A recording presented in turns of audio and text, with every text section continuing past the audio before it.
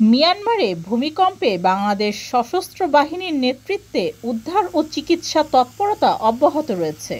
উদ্ধার কাজে বাংলাদেশ সেনাবাহিনীর ইঞ্জিনিয়ারিং কোর, নৌবাহিনী ও বিমান বাহিনীর সদস্যবৃন্দ এবং ফায়ার সার্ভিস ও সিভিল ডিফেন্স অধিদপ্তরের অভিজ্ঞ সদস্যরা অংশগ্রহণ করেছেন। 7.7 মাত্রার ভূমিকম্পের ফলে মিয়ানমারে অধিকাংশ ভবন মারাত্মকভাবে ক্ষতিগ্রস্ত হয়েছে।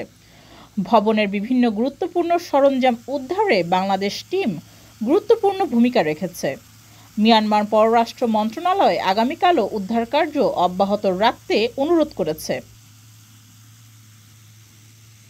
বাংলাদেশ চিকিৎসা সহায়তা দল আজও নেপিদো শহরে বিভিন্ন হাসপাতালসমূহে চিকিৎসা সেবা প্রদান অব্যাহত রেখেছে।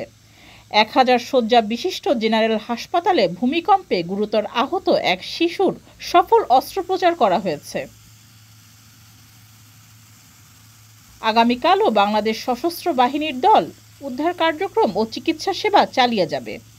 গত 28শে মার্চ মিয়ানমারে ভূমিকম্পে প্রধান উপদেষ্টার নির্দেশে 1 এপ্রিল থেকে বাংলাদেশ সশস্ত্র বাহিনীর তত্ত্বাবধানে সহায়তা দল মিয়ানমারের নেপিদো শহরে উদ্ধার ও চিকিৎসা কার্যক্রম পরিচালনা করছে।